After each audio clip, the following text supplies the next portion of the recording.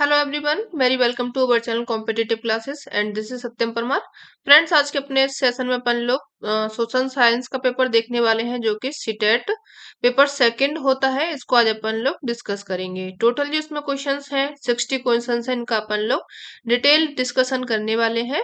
इससे पहले कई सारे पेपर्स हैं जो कि सॉल्व किए हुए हैं, वो आप अपने चैनल से जा करके देख सकते हैं। ठीक है, चलिए आज का सेशन शुरू करते हैं। इससे पहले अगर आप चैनल पर नए हैं तो आप इसको सब्सक्राइब कर लें एंड अपने फ्रेंड्स को शेयर जरूर करें। चलिए पहला क्वेश्चन देखते हैं। यहाँ पे ये कह रहा है कि मध्य पाषाण युग को निम्नलिखित में से किस परिवर्तन द्वारा किया गया था। क्या क्या परिवर्तन हुए थे जिससे कि इसका नाम मध्य पाषाण युग पड़ा। क्या परिवर्तन इसमें देखने को मिला था। घास वाले मैदान बने थे, या फिर अर्धशुष्क क्षेत्रों का बनना, या फिर अत्यधिक वनोन्मूलन होना, या फिर ग्रह पर तापमान का और भी ठंडा होना। तो यहाँ पे जो परिवर्तन आया था वो घास वाले मैदान बने थे। क्या बना था, घास के मैदान बनना शुरू हो गए थे। ये कब आए थे, मध्य पाषाण युग का टाइम चल रहा था। ठीक है, ए ऑप्शन करेक्ट हो जाएगा यहाँ पे। आगे बढ़ते हैं, नेक्स्ट क्वेश्चन देखिए। आज आप लोगों को थोड़ा सा शोर सुनाई दे सकता है क्योंकि मेरी जगह चेंज है, तो यहाँ पे थोड़ा सा शोर को आप लोग एडजस्ट कर लीजिएगा। चलिए आगे बढ़ते हैं। ये मध्य पाषाण काल का ये टाइम है, इसको देख लीजिए। 10,000 से लेकर के 6,000 ईसा पूर्व का ये टाइम माना जाता है। इसको संक्रमण काल कहा जाता है, ये भी आप याद रखिएगा। इसके दौरान पर्यावरण में अनेक परिवर्तन हुए थे, जिसमें घास के मैदान बने, अच्छी वर्षा हुई, छोटे छोटे औजार का निर्माण हुआ। इस कारण इसको माइक्रोलिथ या फिर मध्य पाषाण युग या फिर माइक्रोलिथ एज भी इसको कहा जाता है। ठीक है, चलिए आगे बढ़िए। नेक्स्ट क्वेश्चन यहाँ पे देखते हैं। आखेटक संग्राहकों द्वारा रहने के लिए एक विशेष स्थल का चयन करने हेतु वैध कारणों में से निम्नलिखित में कौन सा कारण हो सकता है। वैध कारण इसमें पूछे गए हैं, कौन सा कारण हो सकता है। अच्छी गुणवत्ता वाले पत्थरों की उपलब्धता, या फिर स्थानीय जनजातियों के साथ में घनिष्ठता, भगवान एवं अन्य शक्तियों का भय, या फिर समूह के मुखिया का निर्णय। तो यहाँ पे आखेटक संग्राहकों के द्वारा पूछा गया है अच्छे स्थल का चयन करना एवं वैध कारणों में से निम्नलिखित कारणों का कारण इसमें पूछा गया है। क्या कारण था कि वो स्थल का चयन करते थे, तो वो एक अच्छी गुणवत्ता वाले पत्थरों की उपलब्धता के अनुसार ही क्या करते थे, अपने स्थल का चयन करते थे। तो यहाँ पे आप लोगों का ऑप्शन जो होगा वो ए करेक्ट हो जाएगा। आगे बढ़ते हैं। निम्नलिखित में से किस बंदरगाह में जिसका उल्लेख कविताओं में मिलता है पूर्वी तट पर व्यापार के प्रमाण मिले हैं। ये कहाँ पे पूछ रहा है, पूर्वी तट पे। पूर्वी तट आपका कहाँ पे है, ये आप लोगों का पूर्वी तट कहलाता है। ठीक है, तो ये बात कर रहा है धोनीकोटा, पुहार, मदुरै, कोकाई। तो पूर्वी तट की अगर बात कर रहा है तो यहाँ पे हो जाएगा आप लोगों का पुहार। ठीक है, बी ऑप्शन करेक्ट हो जाएगा। ये आप लोग को कहाँ से मिलेगा, समझ में नहीं आ रहा है तो ये आप लोग एनसीईआरटीज को जब कवर करेंगे तो वहां से आप लोगों को ये देखने को मिल जाएगा। ठीक है, चलिए नेक्स्ट देखिए। इसकी व्याख्या देख लीजिए। जो पोहार है ये तमिलनाडु में है, बंगाल की खाड़ी में स्थित एक पूर्वी तटीय बंदरगाह है। क्या है ये, बंदरगाह है, पोर्ट है। यहाँ से प्राचीन कालीन व्यापार वाणिज्य के साक्ष्य मिले हैं। ये चोल वंश का आरंभिक राजधानी भी मानी जाती है। ठीक है, चलिए आगे बढ़ते हैं। नेक्स्ट क्वेश्चन देखिए। भारतीय उपमहाद्वीप में प्रारंभिक नगरों के संदर्भ में निम्नलिखित का मिलान कीजिए और उपयुक्त विकल्प का चयन करना है। यहाँ पे नगर दुर्ग, अग्निकुंड, भंडार गृह, बन और बंदरगाह, ये कहाँ कहाँ पे मिले गए हैं। ये आपको हड़प्पा सभ्यता के सभी जगह के नाम दिए गए हैं, वहां से आप लोगों को इनका चयन करना है। जो नगर दुर्ग के साक्ष्य मिले थे वो मिले थे मोहनजोदाड़ो से, जो कि एक दिया गया है फोर्थ में। ठीक है, अग्निकुंड मिला था कालीबंगा से। कालीबंगा से और भी मिले हुए थे, जैसे काले रंग की चूड़ी वगैरह है, ये सभी भी कालीबंगा से ही मिली थी। भंडार गृह ये मिला था हड़प्पा से। और जो उस टाइम का बंदरगाह रहा था हड़प्पा सभ्यता के टाइम का, वो लोथल रहा था। ठीक है, ऑप्शन जो यहाँ पे करेक्ट हो रहा है वो आप लोगों का ए हो जाएगा। चलिए आगे बढ़ते हैं। नेक्स्ट क्वेश्चन देखिए। निम्नलिखित कथन दिए गए हैं, ए और आर, इनको अपन लोगों को सही से पढ़ना है और चयन इनका करना है।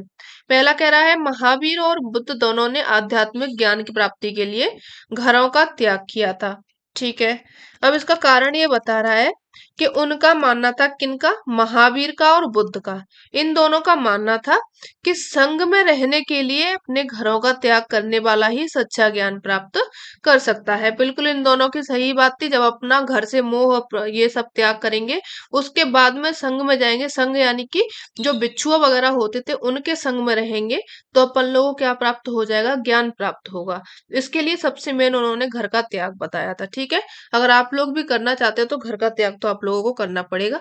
जैसे कि आप लोग कर ही रहे हैं, ज्ञान प्राप्त करने के लिए आप घर को छोड़ करके दूर दूर बैठे हुए हैं, कोई दिल्ली बैठा है, कोई कहीं पे बैठा है, तो ये क्या है, ज्ञान प्राप्त कर रहे हैं। वो मतलब मोक्ष वाला नहीं, ये अपना एजुकेशन वाला ज्ञान प्राप्त कर रहे हैं नौकरी के लिए। ठीक है, तो यहाँ पे ए और आर दोनों सही हो जाएगा, और साथ में इनका ये कारण भी ठीक हो जाएगा। ऑप्शन जो दिया गया है यहाँ पे ए है। ठीक है, चलिए आगे बढ़ते हैं। कथक के संबंध में निम्नलिखित कथनों पर विचार कीजिए तथा उपयुक्त विकल्प का चयन कीजिए। कथक क्या होता है? मुगल सम्राटों एवं उनके अभिजातों के राज दरबार में कथक नृत्य प्रस्तुत किया जाता था, या फिर 15वीं तथा 16वीं शताब्दियों में कथक एक विशिष्ट नृत्य शैली का रूप धारण करने लगा। तीसरा इसमें बता रहा है कि जो कथक है, कथक को 19वीं तथा 20वीं शताब्दियों में अधिकांश ब्रिटिश प्रशासकों ने पसंद किया था। ऑप्शन इसमें नीचे दिए गए हैं, केवल एक सही है, केवल दो सही है, एक और दो सही है, या फिर दो और तीन सही है। तो यहाँ पे जो ऑप्शन सही हो जाएगा कि जो कथक है ये मुगल सम्राटों एवं उनके अभिजातों के राज दरबार में कथक नृत्य का प्रस्तुत किया जाता था, ये सही हो जाएगा इसमें। दूसरा इसमें जो 15वीं और 16वीं शताब्दी थी, इसमें कथक एक विशिष्ट नृत्य शैली के रूप में धारण करने लगा था, यानी कि अच्छा इसका प्रचलन हो चुका था। तो ये कौन सा हो जाएगा, यहाँ पे एक और दो ऑप्शन सही हो जाएंगे जो कि सी में दिए गए हैं, थर्ड में दिए गए हैं। ठीक है, चलिए आगे पढ़िए। ए और आर को फिर से पढ़ना है, उनका सही विकल्प चयन करना है। पहला कह रहा है कि शंकर अद्वैत के समर्थक थे, जिनके अनुसार जीवात्मा और परमात्मा जो कि परम सत्य है, दोनों एक ही हैं। ठीक है, जीवात्मा और परमात्मा की बात कर रहा है। द्वारा ये कह रहे हैं कि शंकर ने हमारे चारों ओर के संसार को मिथ्या यानी माया माना है, और मोक्ष प्राप्त करने के लिए संसार का परित्याग करने का उपदेश उन्होंने दिया हुआ है। तो वही जो भी मतलब मोक्ष प्राप्त करना चाह रहा है, ज्ञान प्राप्त करना चाह रहा है, सबसे पहले क्या करना है, घर का त्याग करना है, संसार का परित्याग करना है, यहाँ तक कि अपने शरीर का भी परित्याग करना है कि अपन लोगों को खाना मिल गया तो ठीक है, नहीं मिला तो भी ठीक है।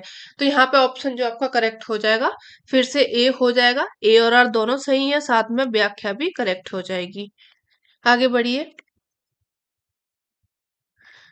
निम्नलिखित में से किस व्यवस्था के अंतर्गत सिखों ने किसानों के उनकी उपज का 20% कर के रूप में लेकर बदले में उन्हें संरक्षण प्रदान किया था?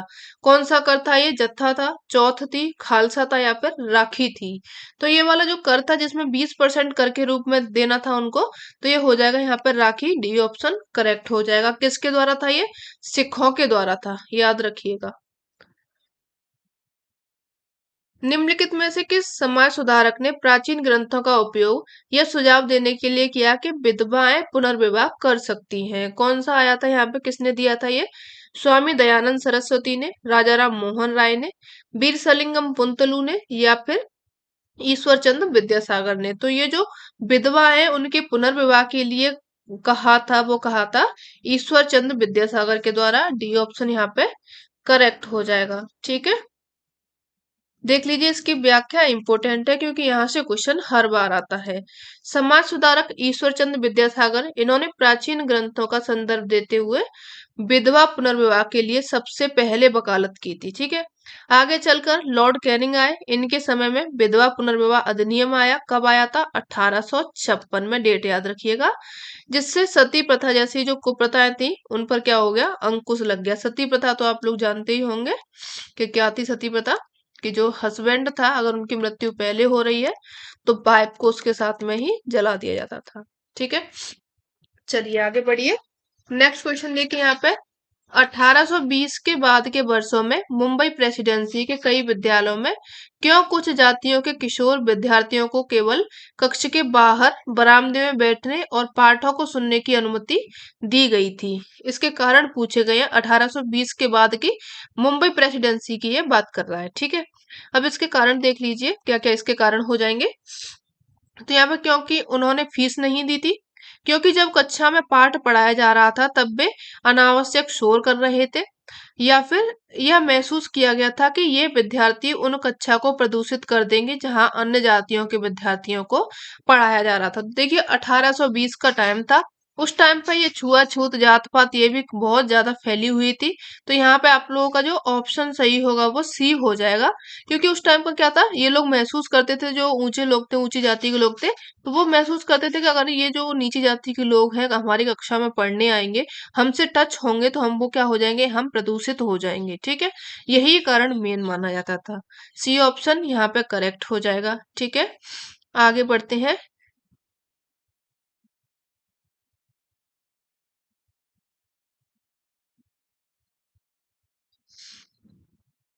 नेक्स्ट क्वेश्चन यहाँ पे, बंबई में 1840 में गठित परमहंस मंडली का उद्देश्य क्या था? परमहंस मंडली का जाति प्रथा का उन्मूलन करना, सती प्रथा का उन्मूलन करना, पर्दा प्रथा का उन्मूलन करना, या फिर बाल विवाह का उन्मूलन करना। तो यहाँ पे जो परमहंस मंडली थी इसका मेन उद्देश्य रहा था जाति प्रथा का उन्मूलन करना, ठीक है।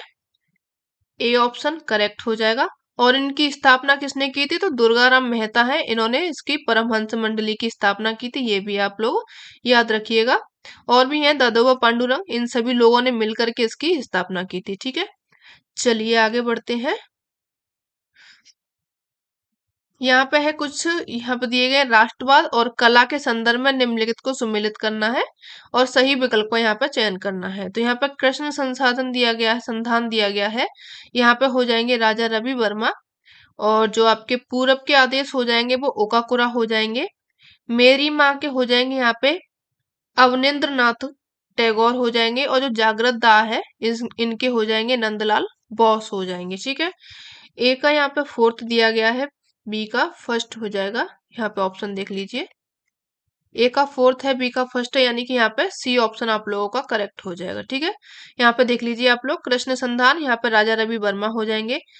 जात ग्रह दाव हो जाएगा, ये नंदलाल बोस के द्वारा। मेरी माँ अवनिंद्रनाथ टैगोर के द्वारा लिखा गया था। पूरब के आदेश ये आपके ओकाकुरा काकुजो के द्वारा, ठीक है। सभी इंपोर्टेंट है, इन सभी को आप लोग देख लीजिएगा। आगे बढ़ते हैं। नेक्स्ट क्वेश्चन देखिए, विलय नीति का प्रयोग करके ईस्ट इंडिया कंपनी द्वारा अधिग्रहित किए गए भूभागों को सुमेल कीजिए और उपयुक्त विकल्प का चयन करना है। यहाँ पे सतारा दिया गया है, संबलपुर, नागपुर, उदयपुर। यहाँ पे कब कब कौन कौन से भूभागों पर उनका अधिग्रहित किया गया था? तो जो सतारा है, सतारा पे इनका अधिग्रहण हुआ था 1848 में, ये सही दिया गया है यहाँ पे। संबलपुर है, जो संबलपुर में, यहाँ पे लिया गया था 1850 में। नागपुर में लिया गया था 1853 में। और जो उदयपुर है, उदयपुर में लिया गया था 1852 में। ऑप्शन जो करेक्ट है यहाँ पे आप लोगों का फोर्थ हो जाएगा, डी ऑप्शन करेक्ट हो जाएगा, ठीक है। चलिए आगे बढ़ते हैं। भारत के स्वतंत्र राष्ट्र बनने के बाद भाषा के आधार पर राज्यों के गठन के संदर्भ में निम्नलिखित कथनों पर विचार कीजिए। निम्न कथनों में से कौन सा कथन सही है? चलिए पढ़िए कौन कौन से कथन दिए गए हैं। पढ़ने से पहले आप एक काम और करिए कि अपने फ्रेंड्स को इसको शेयर जरूर कर दीजिएगा, और चैनल पर नए हैं तो आप लोग प्लीज सब्सक्राइब भी करना, ठीक है। अपना सपोर्ट जरूर बनाइएगा। जवाहरलाल नेहरू और वल्लभ भाई पटेल भाषा के आधार पर राज्यों के गठन के विरुद्ध थे, ठीक है। तो यहाँ पे कौन से कथन सही है पूछा गया है, तो ए आप लोगों का करेक्ट हो जाएगा। दूसरा यहाँ पे कह रहा है कि जो आंध्र प्रदेश है भाषाई विचारों पर अधिग्रहित पहला राज्य बना था, ये भी सही है। कल भी अपन लोगों ने इसके बारे में जाना था कि जो आंध्र प्रदेश है पहला राज्य बना था। ये आप लोग हमें कमेंट करेंगे कि ये कब पहला राज्य बना था, ठीक है। इसका हमने बता चुके हैं आप लोगों को डेट, तो आप लोग अब हमें कमेंट में बताएंगे। तीसरा इसमें बता रहा है कि 1952 में राज्य पुनर्गठन आयोग का गठन किया गया था। तो राज्य पुनर्गठन आयोग 1952 बता रहा है, तो ये गलत हो जाएगा आप लोगों का। बाकी का एक और दो सही हो जाएगा, जो कि ऑप्शन आपका सी में दिया गया है, ठीक है। चलिए आगे बढ़ते हैं।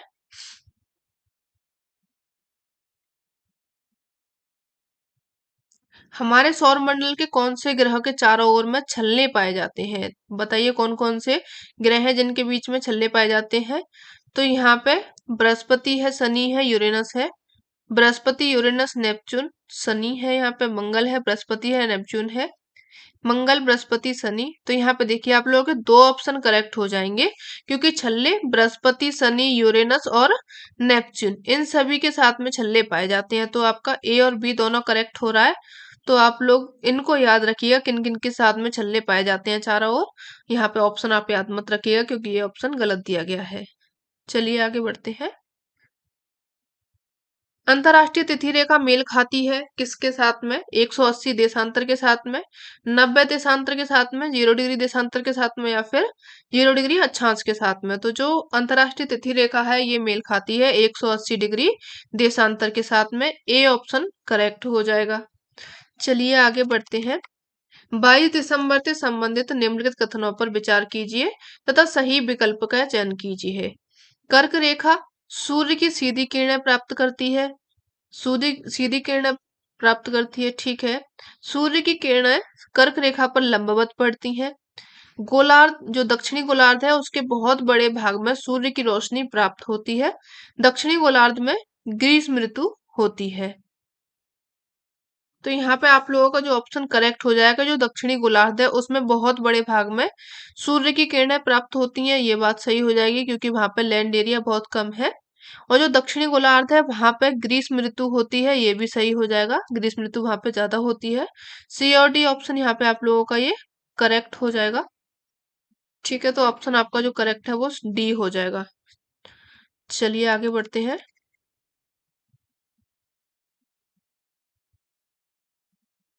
बड़े पैमाने वाले मानचित्र क्या दर्शाते हैं? बड़े पैमाने के मानचित्र पूछे गए हैं तो बता दीजिए आप लोग क्या दर्शाते हैं ये।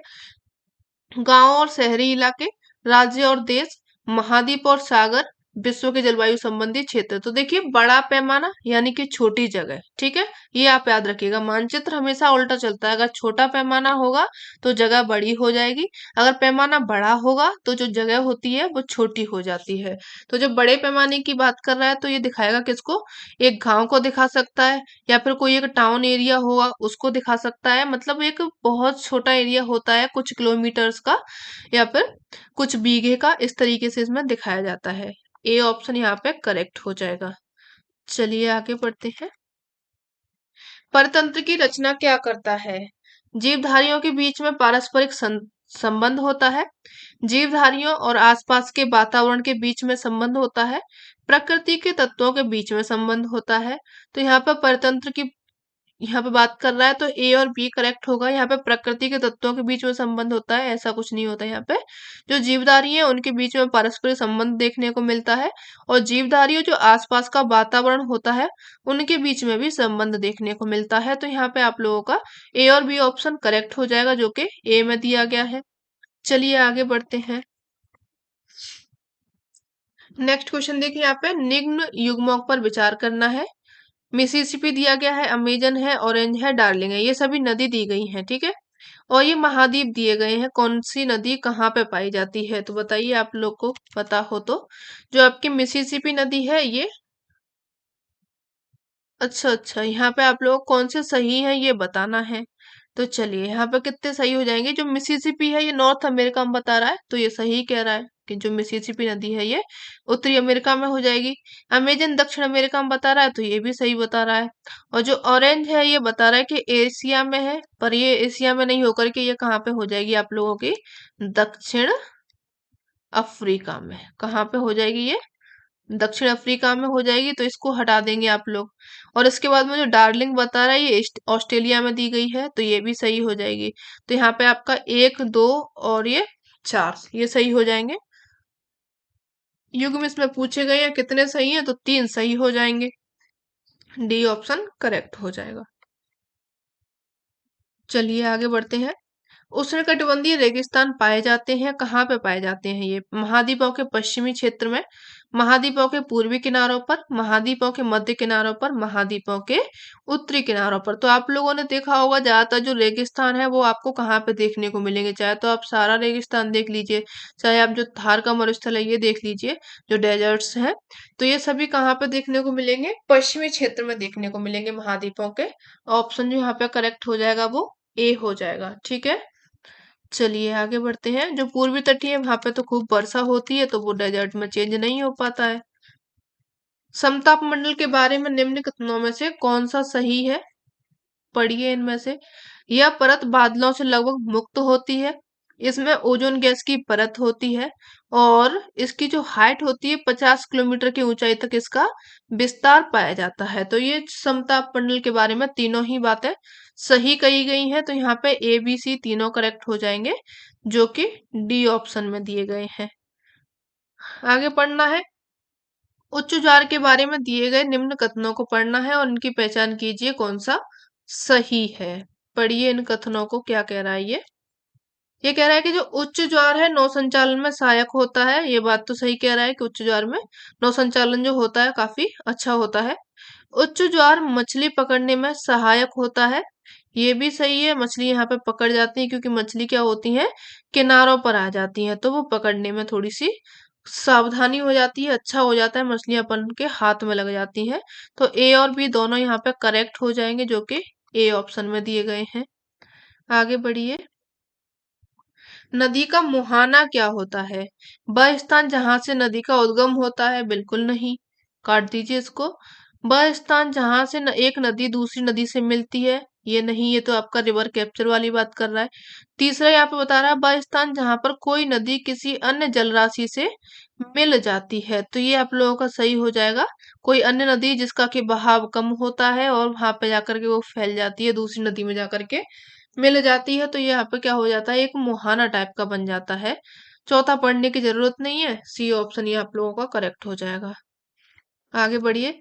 विश्व में कौन सा देश कोयले का अग्रणी उत्पादक हो जाएगा, भारत है, चीन है, इंडोनेशिया है, ऑस्ट्रेलिया। देखिए चीन एक ऐसा देश है जहां पे कई चीज में वो अग्रणी बना हुआ है, सी ऑप्शन करेक्ट हो जाएगा। ठीक है, कोयला उत्पादन में देशों को घटता क्रम दिया गया है, यहाँ पे पहले चीन हो जाएगा, उसके बाद में अमेरिका हो जाएगा, अमेरिका के बाद में भारत तीसरे नंबर पर है, याद रखिएगा। ऑस्ट्रेलिया फोर्थ नंबर पर है, ठीक है, दूसरे पर आपका अमेरिका हो जाएगा। आगे बढ़िए। निम्नलिखित एवं सॉरी विकास एवं उपयोगों के आधार पर संसाधनों को निम्नलिखित में वर्गीकृत किया जा सकता है।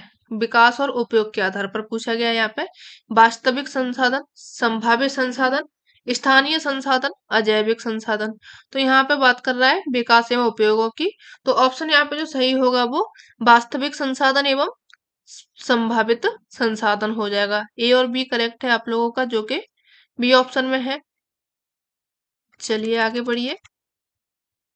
ऐसी कृषि जिसमें पशु चारक अपने पशुओं के साथ में चारे और पानी के लिए एक स्थान से दूसरे स्थान पर घूमते हैं, उनको कहा जाता है क्या, गहन निर्वाह कृषि, स्थानांतरी कृषि, जलवासी पशुचारण, या फिर मिश्रित कृषि। पशुओं की बात कर रहा है जिसमें वो कृषि भी करते हैं, चारे के लिए, पानी के लिए एक स्थान से दूसरे स्थान पर चले जाते हैं, तो ये होते हैं नोमोडिक हर्डिंग या फिर जलवासी पशुचारण, इनको कहा जाता है। सी ऑप्शन करेक्ट हो जाएगा। आगे बढ़िए। निम्नलिखित को भारत की विविधता का हिस्सा माना गया है, किसको माना गया है, लोगों के विवाह करने के भिन्न भिन्न तरीके को, झारखंड में लोग एक दूसरे का अभिवादन करने के लिए जौहर का प्रयोग करते हैं।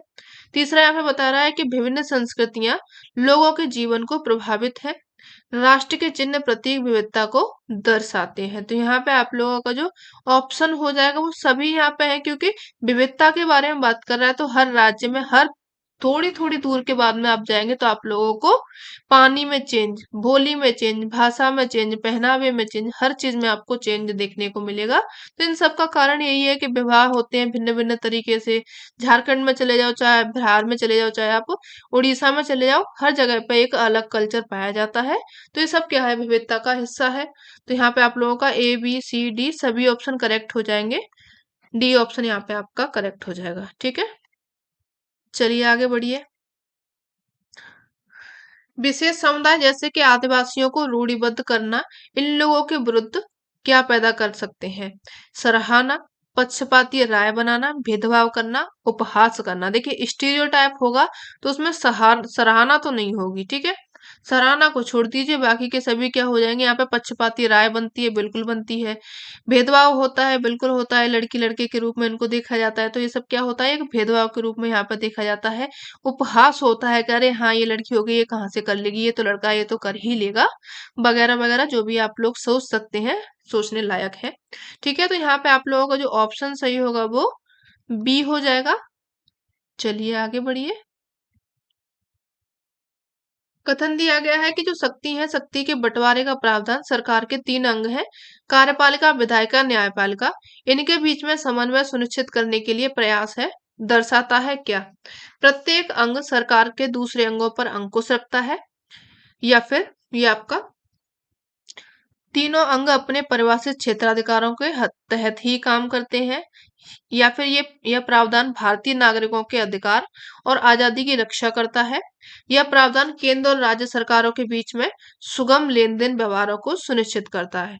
तो यहाँ पे आप लोगों का जो ऑप्शन सही हो जाएगा कि जो 3 अंग हैं कार्य इसके सरकार के, ये क्या करते हैं, प्रत्येक अंग सरकार के एक दूसरे अंगों पर अंकुश रखता है, बिल्कुल रखता है। और जो तीनों अंग हैं, तीनों अंग अपने से परिभाषित क्षेत्राधिकारों के तहत ही काम करते हैं, यानी कि उनका काम का बंटवारा हो चुका है कि ये जुडिशरी है जो अपना न्याय का काम करेगी, कार्यपालिका है वो सब अपना काम करेगी, विधायिका है वो अपना कार्य करेगी, ठीक है। तो यहाँ पे ऑप्शन जो आपका करेक्ट हो जाएगा वो सी हो जाएगा।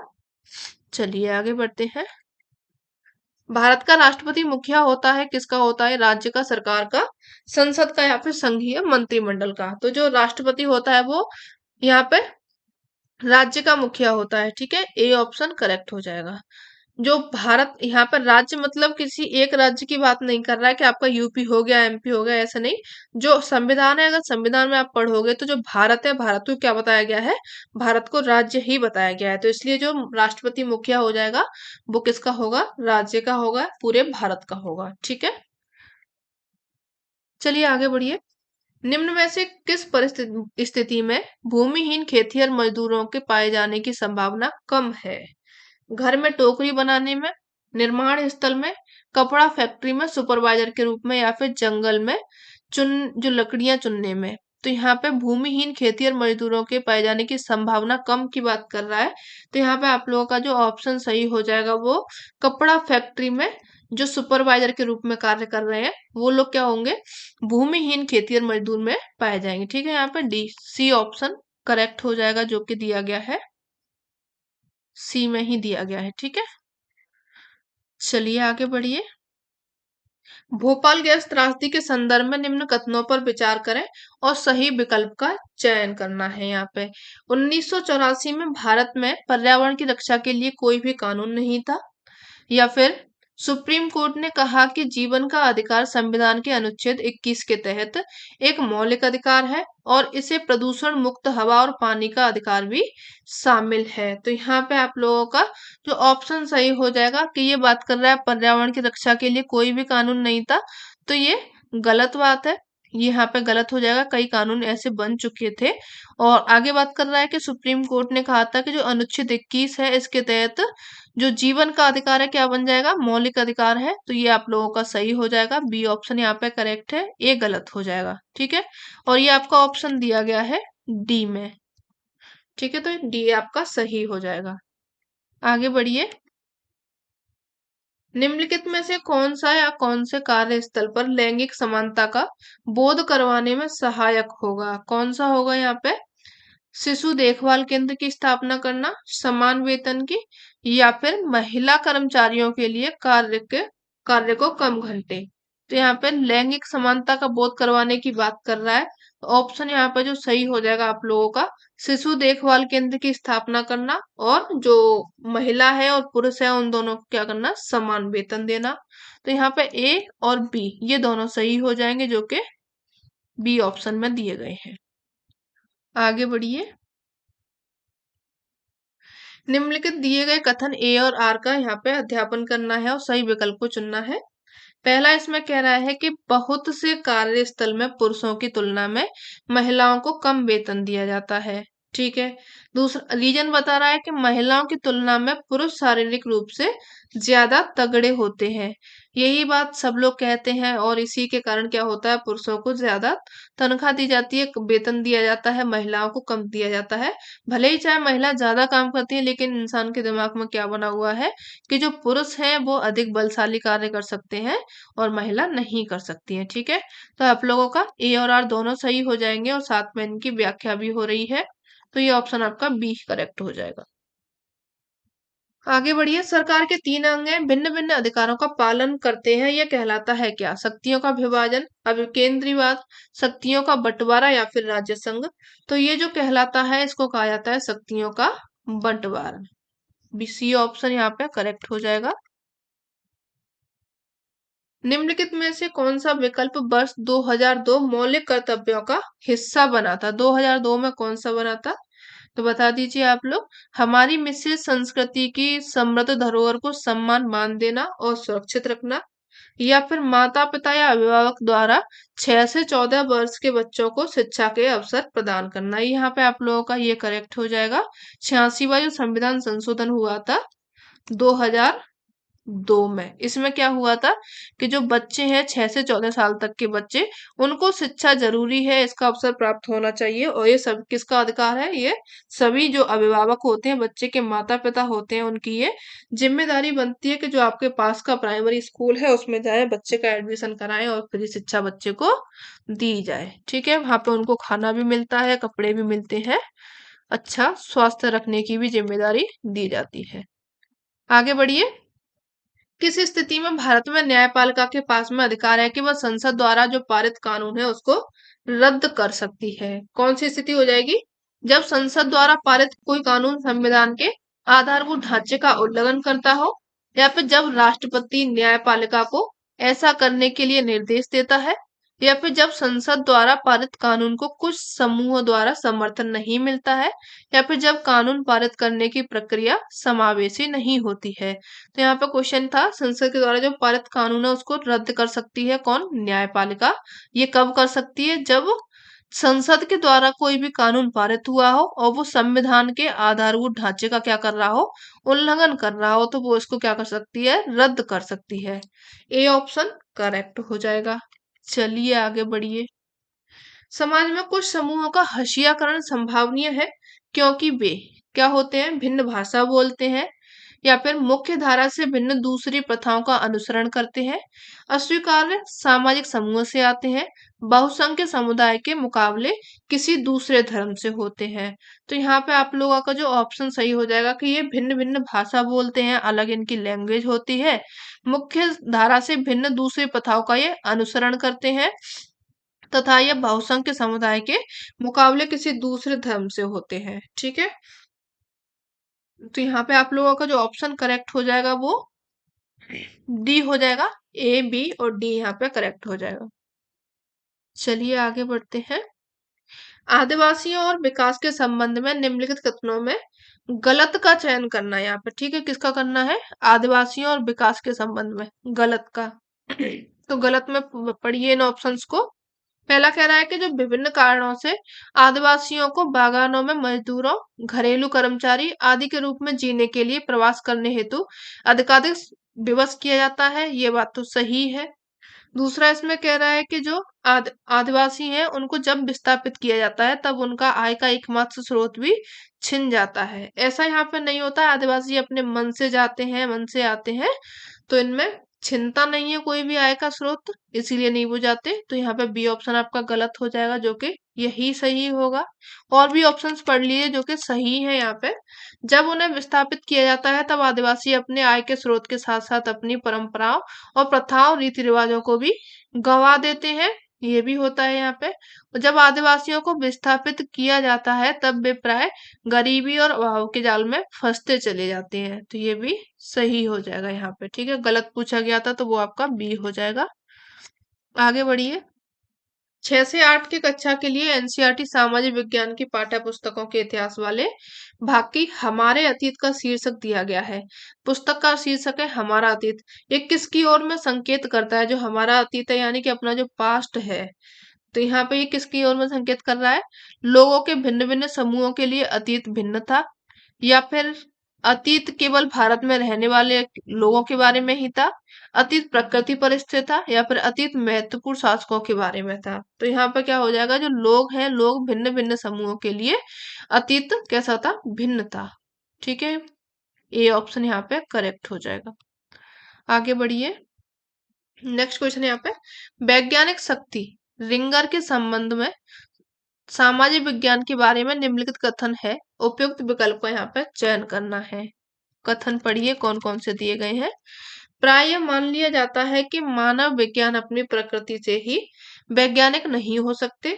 दूसरा ये बता रहा है कि जो प्राकृतिक विज्ञान है, विज्ञान की तरह उच्च स्थिति और वैधता की प्रतिष्ठा प्राप्त करने हेतु सामाजिक विज्ञान के कुछ अभ्यासकर्ता पालनकर्ता भौतिक और प्राकृतिक विज्ञान के तरीकों पद्धतियों का अनुकरण करना चाहते हैं। तो यहाँ पे आप लोगों का जो ऑप्शन सही होगा वो ए सही हो जाएगा, लेकिन बी गलत हो जाएगा।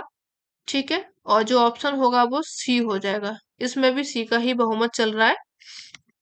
चलिए आगे बढ़िए, निम्न में से किसने शिक्षा के प्रमुख उद्देश्य के रूप में लोकतांत्रिक नागरिकता के विकास इसको निर्दिष्ट किया था? किसने किया था ये? विश्वविद्यालय शिक्षा आयोग 1948 से 49 ने, माध्यमिक शिक्षा आयोग 1952 से 53 में, कोठारी आयोग 1964 से 66 में, शिक्षा की राष्ट्रीय नीति 1986 में। तो यहाँ पे बात कर रहा है ये लोकतांत्रिक नागरिकता के विकास को ध्यान में किसने रखा था? तो ये रखा था माध्यमिक शिक्षा आयोग, आया था 1952 से 53 में। ठीक है, बी ऑप्शन यहाँ पे आपका करेक्ट हो जाएगा। आगे बढ़िए, ऑडियो विजुअल एड्स सामाजिक विज्ञान शिक्षण में एक अनुभव प्रदान करते हैं, काय का? क्रमादेशित का, बहुसंवेदी का, सहयोगी का, या फिर कार्यात्मक का? तो यहाँ पे जो ऑडियो विजुअल एड्स है ये आपको करते हैं बहुसंवेदी का, मल्टी सेंसरी का ये अनुभव प्रदान करते हैं। बी ऑप्शन करेक्ट हो जाएगा। ठीक है, चलिए आगे बढ़िए, निम्नलिखित में से कौन सा सहयोगी अधिगम में एक सामाजिक विज्ञान शिक्षक की भूमिका से अपेक्षित है? कौन हो जाएगा यहाँ पे? कक्षा छोड़कर जाना ताकि विद्यार्थी अपने आप निर्णय ले सके। ऐसा थोड़ी करेंगे कि टीचर चला जाए, भैया तुझको आ रहा है तो कर ले, नहीं आ रहा तो मत करे, या फिर अपना निर्णय खुद ले ले। ठीक है, ऐसा नहीं होता है, सलाह दी जाती है। कुछ समूह में अधिगमकर्ता क्या कर रहे हैं उसकी अपेक्षा करें, या फिर प्रत्येक समूह की निगरानी करना और जहां आवश्यक हो वहां पे मार्गदर्शन करना। तो आप एक टीचर हैं, मॉनिटर हैं, तो आपको क्या करना होगा कि जो समूह बने गए हैं उन सभी समूहों को देखेंगे, और जहां पे आप लोगों को जरूरत दिखेगी कि कोई बच्चा गलत कर रहा है तो उसको थोड़ा सा आप लोग सलाह दे देंगे या फिर मार्गदर्शन दे देंगे। ठीक है, चलिए आगे बढ़िए, 1999 में लॉयरस कलेक्टिव ने देशव्यापी विचार विमर्शों के बाद में घरेलू हिंसा यानी कि रोकथाम व सुरक्षा विधेयक के प्रारूप का उत्तरदायित्व लिया। सामाजिक विज्ञान की कक्षा इसे किसके उदाहरण के रूप में उल्लेखित किया जा सकता है? जनसाधारण की कानून बनाने की प्रक्रिया में भूमिका, घरेलू हिंसा की प्रकृति, या फिर किसी विधेयक के प्रारूप के लिए वकील की भूमिका, शक्ति क्षमता या फिर शक्ति, या फिर कानून बनाने में संगठन के राजनीतिक प्रभाव। तो यहाँ पे ऑप्शन जो आपका सही हो जाएगा, जो जनसाधारण है उनकी कानून बनाने की प्रक्रिया में भूमिका होती है। ठीक है, ए ऑप्शन यहाँ पे आप लोगों का करेक्ट हो जाएगा। ठीक है, तो आप आज के ये पीडीएफ थोड़ी कम रह गई है, मैंने ध्यान नहीं किया, तो ये आगे के क्वेश्चंस इसमें कवर नहीं हो पाए हैं। ठीक है, तो आज के सेशन में अपन लोग इतना ही देखेंगे। सेशन कैसा लगा ये आप लोग हमें जरूर बताएं। अगर अच्छा लगा हो तो अपने फ्रेंड्स को इसको शेयर जरूर करना, और चैनल पर अगर आप नए हैं तो इसको सब्सक्राइब जरूर करना। ठीक है, मिलते हैं नेक्स्ट सेशन में, तब तक के लिए धन्यवाद।